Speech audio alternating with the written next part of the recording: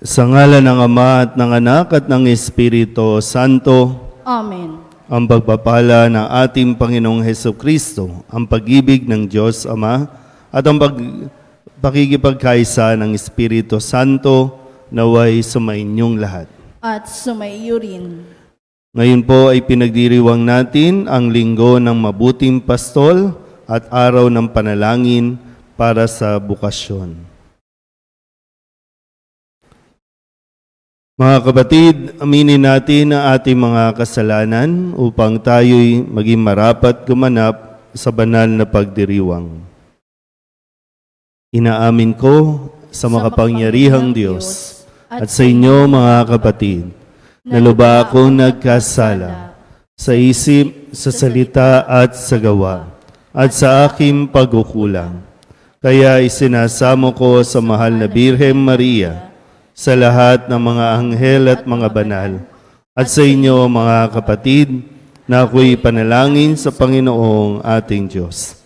Kawaan tayo ng makapangyarihang Diyos, patawarin tayo sa ating mga kasalanan, at patnubayan tayo sa buhay na walang hanggan. Amen.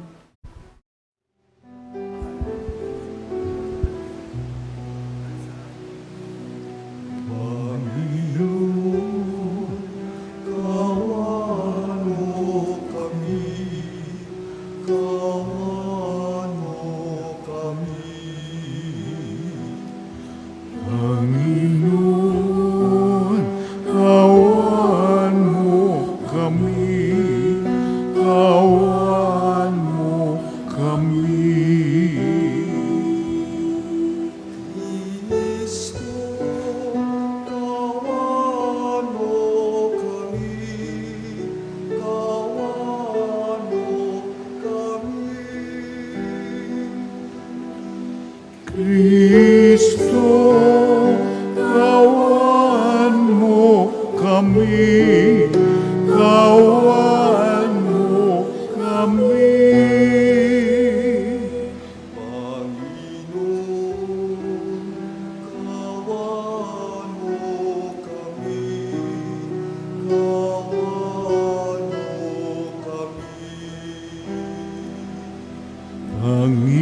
Panginoon, kawan mo kami, kawan mo kami.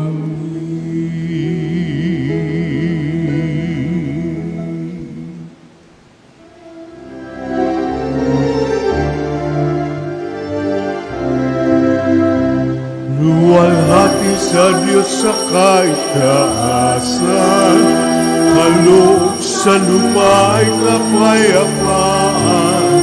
Pinupuri ka at ipinagdangal, sinasamba ka dahil sa dakilang kalwalhatian. Panginoon naming Diyos ating ang langit, amang makapangyarihan. Panginoon Jesucristo, ang anak ng Diyos, Kordero ng Ama, ikaw nag-aalis sa mga kasalanan ng sanlibutan. Tanggapin mo ang aming kahilingan, ikaw na nanuluklok sa kanan ng Ama, maawa ka sa amin. Ikaw lamang ang banal, Panginoong Jesucristo, kasama ng Espiritu, sa luwalhati ng Ama. Amen, Amen, Amen,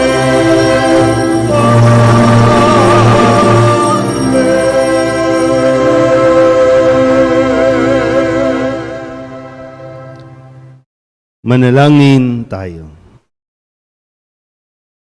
Ama naming makapangyarihan, akayin mo kami upang kami mapabilang sa mga maliligayang kapiling mo sa kalangitan, upang sa pagsunod namin bilang abangkawan, kami makarating sa sinapit ng pastol na idinangal na siyang namamagitan kasama ng Espiritu Santo magpasawalang hanggan. Amen. Umupo ang lahat. Bilang mabuting pastol, inialay ni Jesus ang kanyang sarili para sa kapatawaran ng ating mga kasalanan. Pagbasa mula sa mga gawa ng mga apostol. Noong araw ng Pentecostes, tumayo si Pedro at ang 11 apostol at nagsalita siya ng malakas. Dapat malaman ng buong Israel na itong si Jesus na ipinako ninyo sa krus, siya ang ginawa ng Diyos na Panginoon at Kristo. Nabagabag ang kanilang kalooban nang marinig ito, at tinanong nila si Pedro at ang mga apostol, "Mga kapatid, ano ang gagawin namin?" Sumagot si Pedro, "Pagsisihan ninyo talikdan ang inyong mga kasalanan at magpabinyag kayo sa pangalan ni Jesucristo upang kayo'y patawarin. At ipagkakaloob niya sa inyo ang Espiritu Santo, sapagkat ang pangako'y para sa inyo at sa inyong mga anak, at sa lahat ng nasa malayo, sa bawat tatawagin ng Panginoong Diyos." Marami pa siyang inilahad upang patunayan ang kanyang sinabi, at nanawagan siya sa kanila, "Lumayo kayo sa masamang lahing ito upang kayo'y maligtas." Kaya't ang mga naniwala sa kanyang sinabi ay nagpabinyag, at nadagdag sa kanila ang may 3,000 tao ng araw na iyon. Ang salita ng Diyos. Salamat sa Diyos. Salmong tugunan ay atin pong aawitin. Pastol ko'y Panginoong Diyos, hindi ako magdaraho.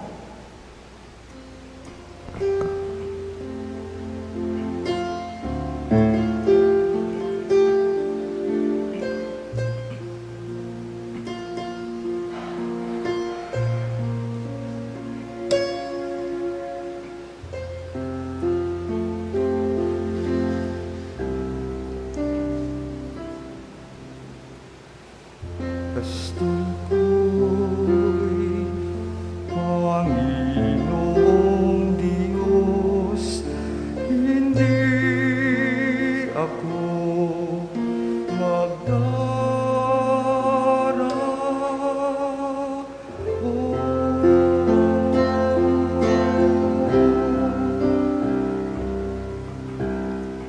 Pastol ko'y Panginoong Diyos, hindi ako magdaraho.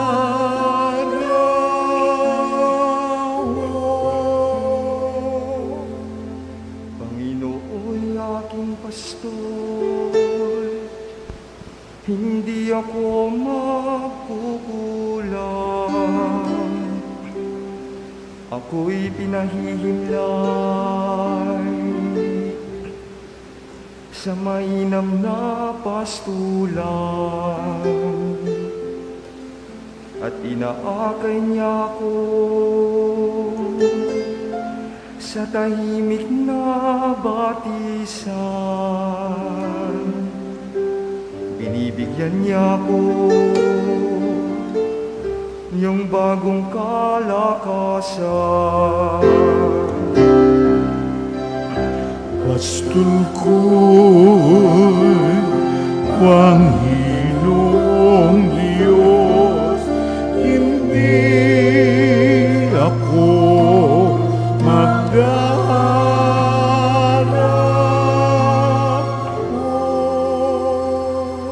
At sang-ayon sa pangako ng kanyang binitawan, sa matuwid na landasi, doon ako inaakay. Kahit na ang daang iyo'y tumatak sa karimlan, Hindi ako matatakot, pagkat ika'y kaagapay. Sa tulong mo at pamalo, ang gabay ko at sanggalang. Pastol ko'y Panginoong Diyos, hindi ako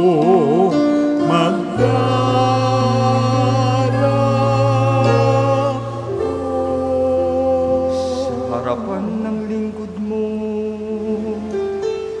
ikaw ay may handang dulang. Ito'y iyong ginagawa,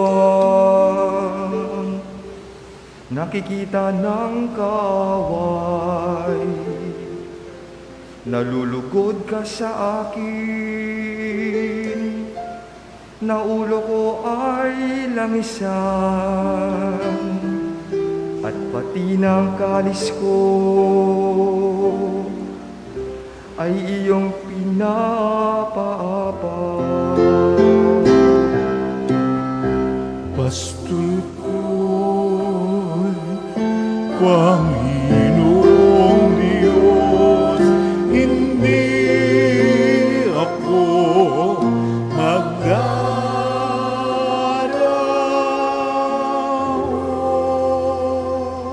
Tunay na ang pag-ibig mo at ang iyong kabutihan. Isa sa akit tataglayin habang ako'y nabubuhay. Doon ako sa templo mo, lalagi at mananahan. Pastol ko'y Panginoong Diyos, hindi ako magdaraw.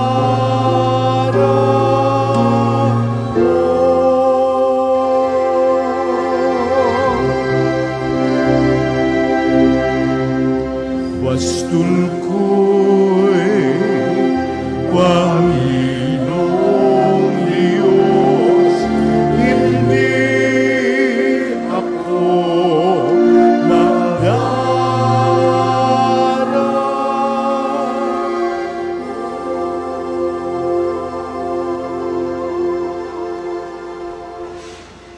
Si Jesus ang pastol na nagdala sa bigat ng ating mga kasalanan.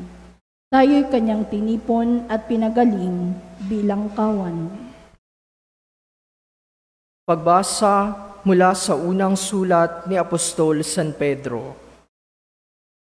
Mga pinakamamahal ko, pagpapalain kayo ng Diyos kung kayo'y maparusahan sa paggawa ng mabuti. Ang pagtitiis ng hirap ay bahagi ng pagkahirang sa inyo ng Diyos, sapagkat nang si Kristo ay magtiis para sa inyo, binigyan niya kayo ng halimbawang dapat tularan. Hindi siya gumawa ng anumang kasalanan o nagsinungaling kailanman. Nang siya'y alipustain, hindi siya gumanti. Nang siya'y pahirapan, hindi siya nagbanta. Nanalig siya sa Diyos na makatarungan. Sa kanyang pagkamatay sa krus, dinala niya ang bigat ng ating mga kasalanan upang tuluyan na nating iwan ang pagkakasala at mamuhay ayon sa kalooban ng Diyos. Kayo'y gumaling sa pamamagitan ng kanyang mga sugat, sapagkat nagkawatak-watak kayo gaya ng mga tupang naligaw, ngunit tinipon kayong muli ng pastol at tagapangalaga ng inyong mga kaluluwa. Ang salita ng Diyos. Salamat sa Diyos. Tumayo ang lahat.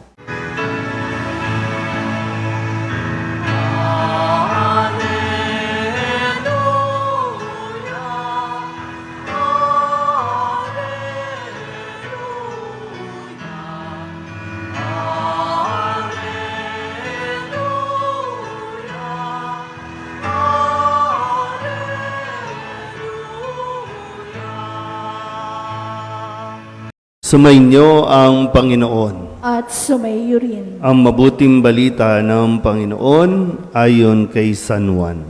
Papuri sa iyo, Panginoon. Noong panahong iyon, sinabi ni Jesus, "Tandaan ninyo ito, ang pumapasok sa kulungan ng mga tupa nang hindi sa pinto nagdaraan, kundi umaakyat sa di dapat pagdaanan, ay magnanakaw at tulisan. Ngunit ang nagdaraan sa pintuan ay siyang pastol ng mga tupa. Pinapapasok siya ng bantay pinto at pinakikinggan ng mga tupa ang kanyang tinig. Tinatawag niya ang kanyang mga tupa sa kani-kanilang pangalan at inilalabas sa kulungan. Kapag nailabas na, siya'y nangunguna sa kanila at sumusunod naman ang mga tupa sapagkat nakikilala nila ang kanyang tinig. Hindi sila sumusunod sa iba. Bagkus pangay, patakbong lumalayo sapagkat hindi nila nakikilala ang kanyang tinig. Sinabi ni Jesus ang talinghagang ito, ngunit hindi nila naunawaan ang ibig niyang sabihin. Kaya't muling sinabi ni Jesus, "Tandaan ninyo, ako ang pintuang dinaraanan ng mga tupa. Ang mga nauna sa akin ay mga magnanakaw at mga tulisan. Ngunit hindi sila pinakinggan ng mga tupa. Ako ang pintuan. Ang sinumang pumapasok sa pamamagitan ko'y maliligtas. Papasok siya at lalabas at makatatagpo ng pastulan. Kaya lamang pupunta rito ang magnanakaw ay upang magnakaw, pumatay at magwasak. Naparito ako upang ang mga tupay magkaroon ng buhay, isang buhay na ganap at kasaya-siya." Ang mabuting balita ng Panginoon. Pinupuri ka namin, Panginoong Heso Kristo. Umupo ang lahat. Isang mapagpalang araw po sa inyong lahat. Ngayon po ay ika-4 na linggo ng Pasko ng Muling Pagkabuhay at ito rin ay tinatawag na Good Shepherd Sunday o Linggo ng Mabuting Pastol. Sabihin niyo nga po, Mabuting Pastol. Bakit ba mabuting pastol ang ginamit na talinghaga ni Jesus? Upang ipaliwanag o ipakilala kung ano ang gagawin niya para sa kanyang mga tupa. Si Kristo ang mabuting pastol. At ang kanyang mga tupa ay tayong lahat, no? Lalo tigit ang mga nagnanais na sumunod sa kanya. Ang trabaho ng karamihan noon o hanap buhay ay magpapastol. Marami tayong mga tauhan sa Biblia na tinawag ni Kristo na para maging hari na kung saan ang gawain ay magpastol. Isa na riyan si Moises. Ang naging trabaho ni Moises nung siya ay tumakas sa Ehipto ay naging pastol. Andyan din yung pinakakilala nating lahat, si David. Bago siya nahirang na maging hari, ang gawain niya ay magpastol. At ngayon, ipinapakilala ni Jesus ang kanyang sarili bilang mabuting pastol. Ano ba ang katangian ng isang mabuting pastol? Inisip, bakit hindi mabait na pastol? Bakit ginamit ay mabuting pastol? Sabi po dito, ang isang mabuting pastol ay pinakikinggan ng mga tupa ang kanyang tinig. So, paano mapapakinggan ng mga tupa ang tinig ng isang pastol? Sino mga nag-aalaga po ng hayop dito? Wala. Yan. May tawag pa nga sa inyo ngayon eh. Di ba no? Mga far parent. Yan. Mas gustong alagaan ang hayop kaysa ang totoong tao. Mas gustong maging anak ang mga hayop kaysa ang totoong bata. Pero siyempre, no, gusto ko lang kunin yung ginagawa po ninyo no, sa inyong mga alaga. Kasi dito, ang sabi ay nakikinig ang mga tupa sa kanyang pastol. Sa tinig, yung boses. Kaya dito, sabi, mabuting pastol, ibig sabihin, ito ay naglalaan ng oras.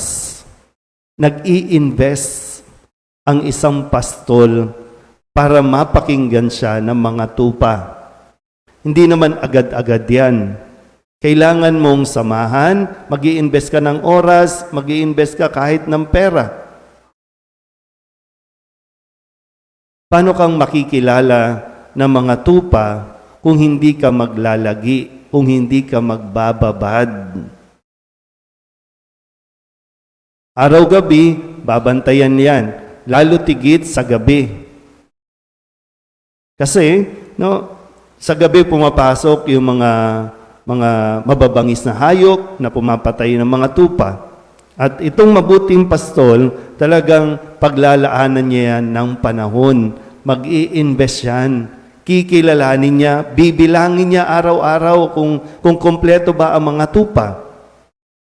At pagka minsan, kakausapin pa niya yan. Kung kaya, ang mga tupa nasasanay sa boses ng kanilang pastol. Kaya sabi po nila, no, sa mga bansang mayroong mga pastulan, sabi po nila, kahit magkasalubong ang dalawang kawan, no, dalawang nag-aalaga, kahit magkasalubong yan, hindi yan maghahalo. Kasi alam ng mga tupa yung amoy at yung boses ng kanilang mga pastol. Malinaw po ba? Okay. Kung malinaw yung gawain, katangian ng isang mabuting pastol, maaari siguro ang pagnilayan natin tayo bilang mga tupa. Nakikinig ba tayo sa sa pastol natin? Tama ba ang pinakikinggan natin? Kung kaya nasusundan natin at tayo'y nadadala sa mas tamang pastulan? Yun ang isang katangian ng isang mabuting tupa rin. Kasi kung mabuti ang pastol, mapapabuti ang mga tupa. No, nakikinig ba tayo talaga sa ating pastol? Kaya sa ganitong pagkakataon, talagang pinagtsatsagaan ni Kristo. Hindi lang basta pagtsatsaga, kundi talagang paglalaanan ni Kristo na maturuan tayong lahat. Sa abot ng makakaya, hanggat mayroon magagawa ang Diyos sa atin, talagang may magagawa ang Diyos, hindi tayo tinitigilan. Gusto niya tayong maligtas. Gusto niya tayong mapabuti. Madala doon sa tinatawag natin na isang pastulan na puro, para bang ginhawa ang nando doon. Kaya lang, pinakikinggan ba natin at sinusundan natin ang tinig ni Jesus bilang ating mabuting pastol? Dahil hindi niya hahangarin ang isa man sa atin ay mapahamak. Sabihin niyo nga po sa katabi ninyo, makinig kang mabuti. Marami po sa labas ng simbahan, o kaya naman, maraming sinasabi ang mundo na kadalasan ikinaliligaw natin. Bakit ba tayo nalilito? Kasi hindi rin tayo talaga nagbababad. Hindi rin talaga tayo nakikinig ng todo-todo sa boses o sa tinig ni Jesus. Konting alok, no? Konting sabihin ng tao na nagpapanggap na o kaya gustong maging Diyos, na ako ang kaligtasan, ako ang magbibigay sa inyo ng ginhawa, ako ang magbibigay sa inyo ng ayuda. Hala, doon naman tayo. Kaya minsan, no, yun yung nakakalungkot eh. Kapag may bigayan ng ayuda, pag may bigayan ng, may 4-piece pa ba? Pag may bigayan ng 4-piece, natapat na linggo, saka na yung misa na yan, saka na yung simba na yan, dito muna ako pipila kasi dito may makukuha ako.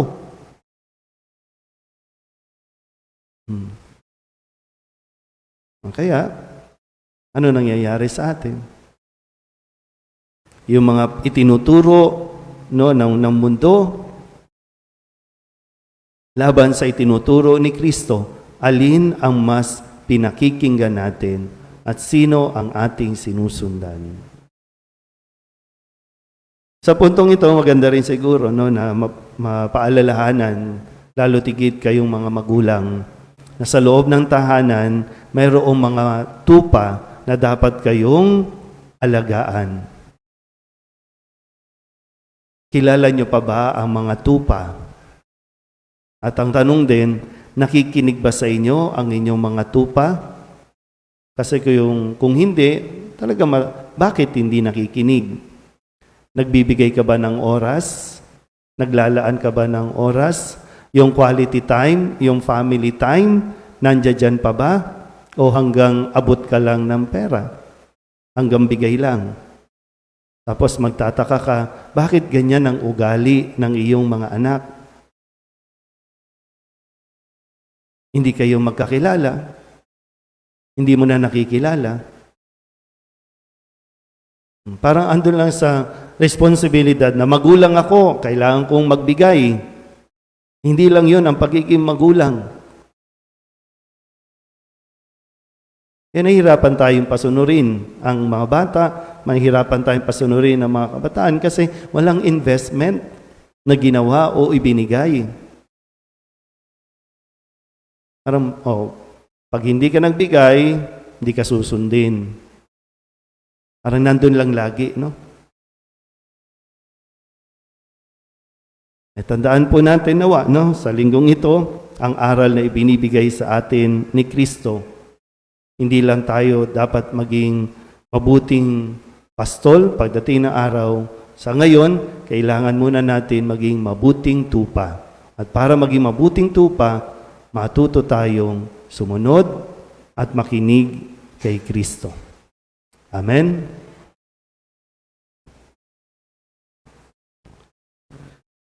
Magsitayo ang lahat at ipahayag natin ang ating pananampalataya. Sumasampalataya ako Sa Diyos amang makapangyarihan sa lahat, na may gawa ng langit at lupa. Sumasampalataya ako kay Jesucristo, iisang anak ng Diyos, Panginoon nating lahat. Nagkatawang tao siya lalang ng Espiritu Santo. Ipinanganak ni Santa Mariang Birhen. Pinagpakasakit ni Poncio Pilato. Ipinako sa krus na matay inilibing. Nanaog sa kinaroroonan ng mga yumao. Nang may 3 araw na buhay na mag-uli. Umakyat sa langit. Naluluklok sa kanan ng Diyos amang makapangyarihan sa lahat. Doon magmumulang paririto at huhukom sa nangabubuhay at nangamatay na tao. Sumasampalataya naman ako sa Diyos Espiritu Santo, sa banal na simbahang katolika, sa kasamahan ng mga banal, sa kapatawaran ng mga kasalanan, sa pagkabuhay na muli ng nangamatay na tao, at sa buhay na walang hanggan. Amen. Dumulog tayo sa Ama, ang dakilang pastol, taglay ang pagtitiwala sa kanyang malasakin at pag-ibig sa atin, ang ating itutugon. Panginoon, dinggin mo ang aming panalangin. Panginoon, dinggin mo ang aming panalangin. Para sa Santo Papa, mga obispo, pari, diakono at relihiyoso, patuloy nawa silang maging tapat na pastol ng kawan ni Kristo. Manalangin tayo. Panginoon, dinggin mo ang aming panalangin. Para sa mga namumuno sa ating lipunan, matularan nawa nila ang halimbawa ni Kristo, ang mabuting pastol, na laging kapakanan ng lahat ang ninanais. Manalangin tayo. Panginoon, dinggin mo ang aming panalangin. Para sa mga kabataan, masundan nawa nila ang tinig ni Jesus na muling nabuhay upang maakay sila sa landas tungo sa buhay na walang hanggan. Manalangin tayo. Panginoon, dinggin mo ang aming panalangin. Para sa bokasyon sa buhay pagpapari at pagiging relihiyoso at relihiyosa, mas madami nawang tumugon sa panawagan ng Diyos upang mas maalagaan ang kanyang kawan. Manalangin tayo. Panginoon, dinggin mo ang aming panalangin. Para sa mga yumao, makamtan nawa nila ang kaningningang walang maliw sa piling ng Diyos. Manalangin tayo. Panginoon, dinggin mo ang aming panalangin. Idulog din natin sa Panginoon ang ating mga personal na kahilingan at mga panalangin ng mga nanonood sa online, mga panalangin para sa ating mga pamilya. Ganon din ang lahat ng mga misang pasasalamat, natatanging kahilingan, mga agarang paggaling at mga kaluluwa, lalo tigit ang kaluluwa ni Edgar na inihiling na ipagdasal sa misang ito.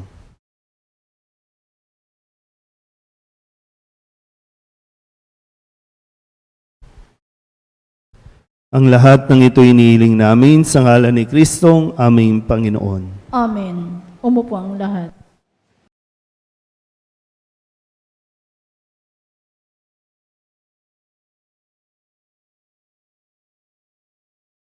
Tubig ng buhay, paglalakbay, patungo sa bagong buhay.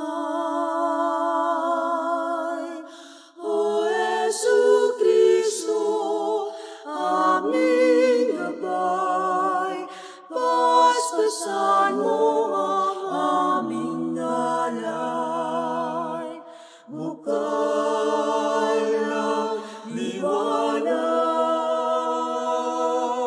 nagbibigay ilaw sa mga bulag. Kami lumalapit sa iyong batis upang makakita. Tubig ng buhay, paglalakbay, patungo sa bagong buhay. O Jesucristo, aming gabay, basbasan mo ang aming alay. Basbasan mo ang aming alay. Manalangin kayo mga kapatid upang paghahain natin ay kalugdan ng Diyos amang makapangyarihan. Tanggapin nawa ng Panginoon itong paghahain sa iyong mga kamay, sa kapurihan niya at karangalan sa ating kapakinabangan at sa buong sambayanan niyang banal. Ama naming lumikha, ipagkaloob mong kami ay magalak sa pagdiriwang ng Pasko ng pagkabuhay ng iyong anak upang ang ginagawang patuloy na pagsagip sa amin ay maging sanhi ng aming ligayang walang maliw sa pamamagitan ni Jesucristo kasama ng Espiritu Santo magpasawalang hanggan. Amen. Sumainyo ang Panginoon. At sumayo rin. Itaas sa Diyos ang inyong puso at diwa. Itinaas na namin sa Panginoon. Pasalamatan natin ang Panginoong ating Diyos. Marapat na siya ay pasalamatan. Ama naming makapangyarihan, tunay ngang marapat na ikaw ay aming pasalamatan. Ngayong ipinagdiriwang ang paghahain ng Mesiyas, ang maamong tupa na tumubos sa aming lahat. Siya'y talagang maaasahan at ang katapatan niya sa pananagutan ay siyang bumago sa dating pamumuhay sa sangkatauhang namihasa sa pagkasalawahan. Ang dangal ng tao ay ganap na itinampok upang mamana namin sa pakikipagkapatid kay Jesus. Kaya kaysa ng mga anghel ang sisiawit ng papuri sa iyo nang walang humpay sa kalangitan, kami nagbubunyi sa iyong kadakilaan.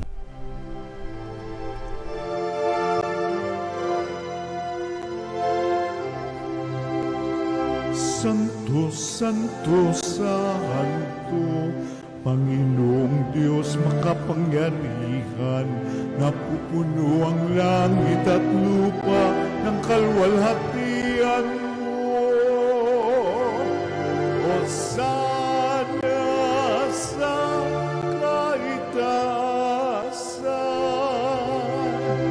pinagpalang na paririto sa ngalan ng Panginoon. Hosana sa kaitaasan.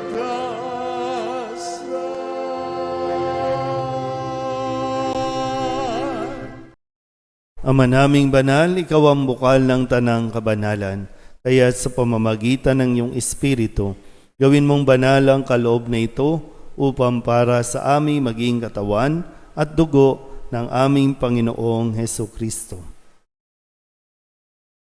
Bago niya pinagtiis ang kusang loob na maging handog, hinawakan niya ang tinapay, pinasalamatan kaniya, pinaghati-hati niya iyon, iniabot sa kanyang mga alagad at sinabi, "Tanggapin ninyong lahat ito at kanin, ito ang aking katawan na ihahandog para sa inyo."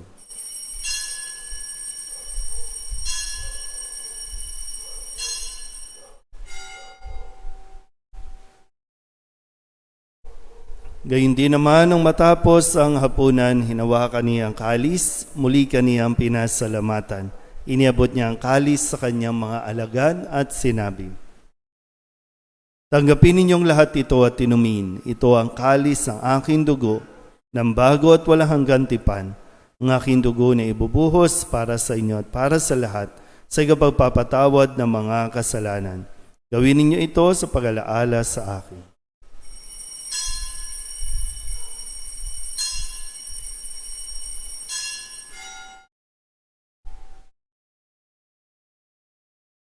Ipagbunyi natin ang misteryo ng pananampalataya.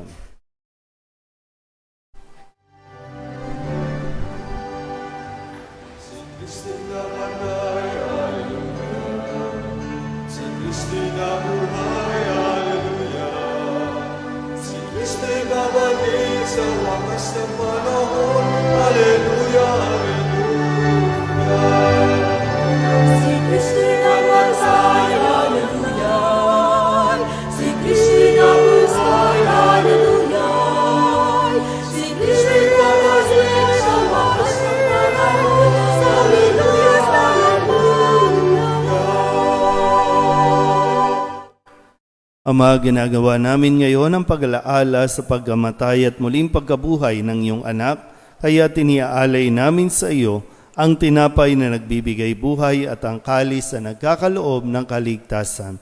Kami napapasalamat dahil kami iyong minarapat na tumayo sa harap mo para maglingkod sa iyo. Isinasamo namin kami magsasalo-salo sa katawan at dugo ni Kristo ay mabuklod sa pagkakaisa sa pamamagitan ng Espiritu Santo.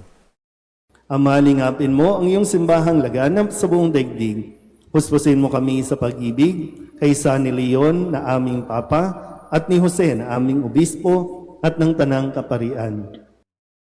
Alalahanin mo rin ang mga kapatid naming nahimlay na may pag-asang sila'y muling mabubuhay, gayon din ang lahat ng mga pumanaw. Kawaan mo sila at patuloyin sa iyong kaliwanagan. Kawaan mo at pagindapating kaming lahat na makasalo sa iyong buhay na walang wakas. Kaysa ng mahal na Birhen Maria na ina ng Diyos, ng kabiyak ng puso niyang sa San Jose. Kaysa ng mga apostol at ng lahat ng mga banal na namuhay dito sa daigdig ng kalugod-lugod sa iyo, may pagdiwang nawa namin ang pagpupuri sa ikararangal mo sa pamamagitan ng iyong anak na aming Panginoong Heso Kristo.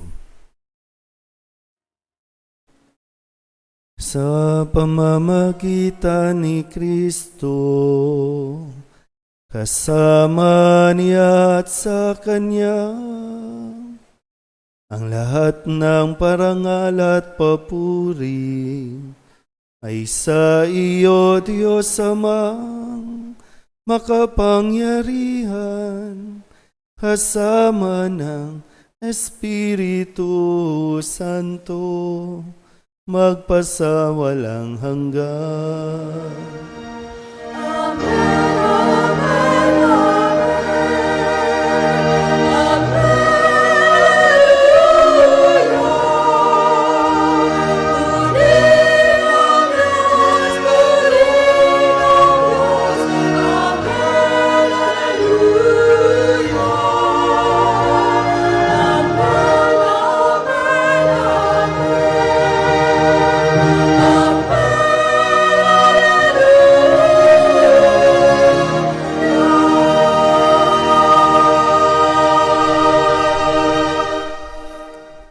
Sa tagubili ng manakagagaling na utos sa turo ni Jesus sa Panginoon natin at Diyos, ipahayag natin ng lakas loob.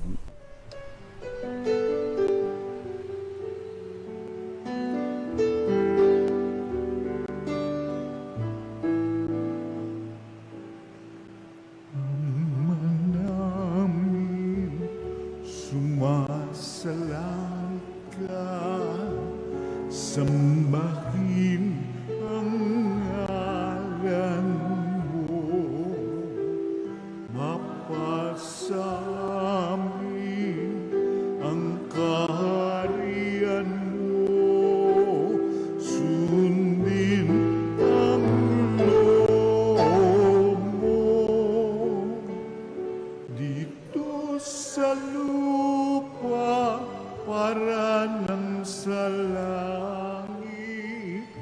Bigyan mo po kami ngayon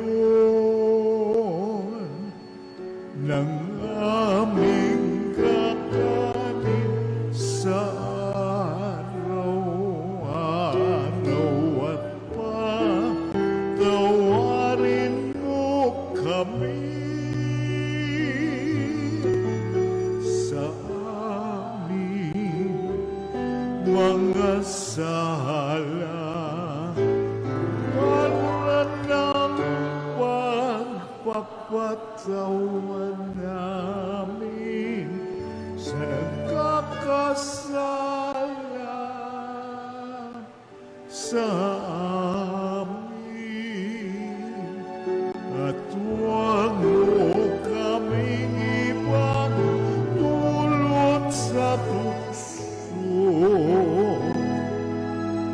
at yadya mo kami sa lahat ng masama. Hinihiling namin kami iadya sa lahat ng masama, pagkalooban ng kapayapaan araw-araw, iligtas sa kasalanan at ilayo sa lahat ng kapahamakan, samantalang aming pinananabikan ang dakilang araw ng pagpapahayag ng tagapagligtas naming sa Heso Kristo.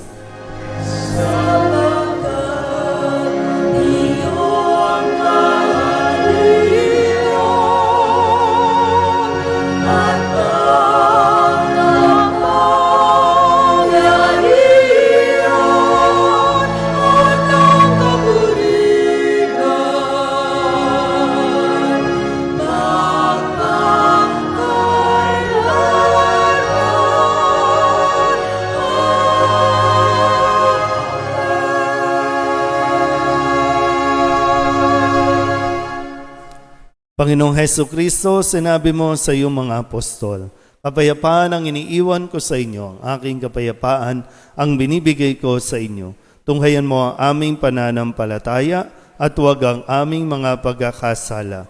Pagkalooban mo kami ng kapayapaan at pagkakaisa ayon sa iyong kalooban, kasama ng Espiritu Santo, magpasawalang hanggan. Amen. Ang kapayapaan ng Panginoon ay laging sumainyo. At sumaiyo rin. Magbigayin po tayo ng kapayapaan sa isa't isa.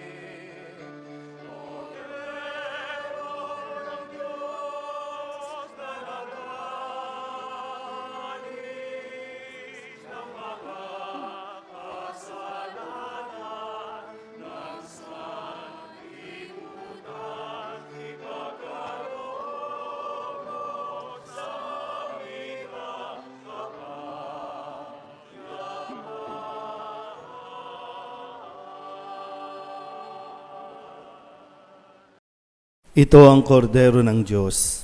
Ito ang nag-aalis ng kasalanan ng sanlibutan. Mapalad ang mga inaanyayahan sa kanyang piging.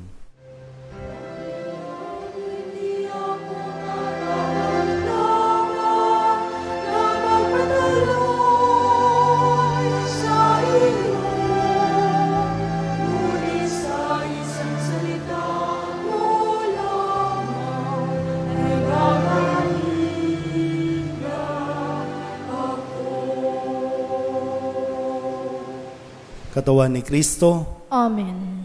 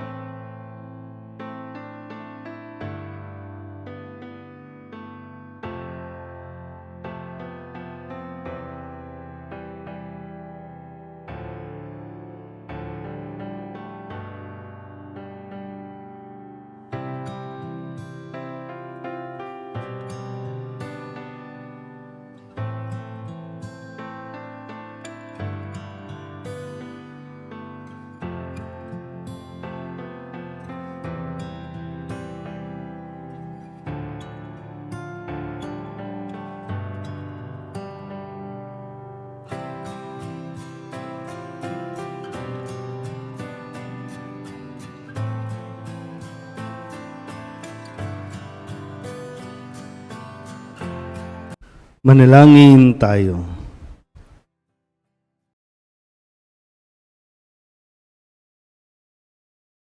Ama naming mapagmahal, ikaw ang butihing pastol na nagtataguyod sa amin, kaya't kaming kawan mo ay iyong tangkilikin. Pakundangan sa dugo ng anak mong dumanak, upang kaming lahat ay iyong mailigtas.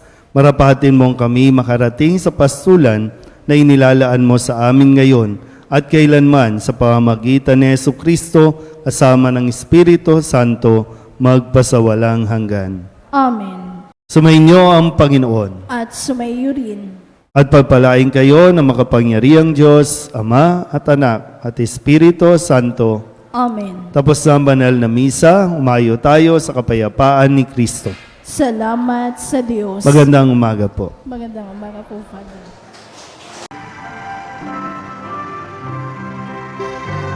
Nuestro Padre Jesús Nazareno, sinasamba ka namin. Pinipintungo ka namin, aral mo ang aming buhay at kaligtasan. Nuestro Padre Jesus Nazareno, iligtas mo kami sa kasalanan. Ang krus mong kinamatayan ay sagisag ng aming kaligtasan. Nuestro Padre Jesus Nazareno, dinarangal ka na amin. Nuestro Padre Jesus Nazareno, nilulwalhati ka namin. Nuestro Padre Jesus Nazareno, dinarangal ka na amin. Nuestro Padre Jesus Nazareno, nilulwalhati ka namin.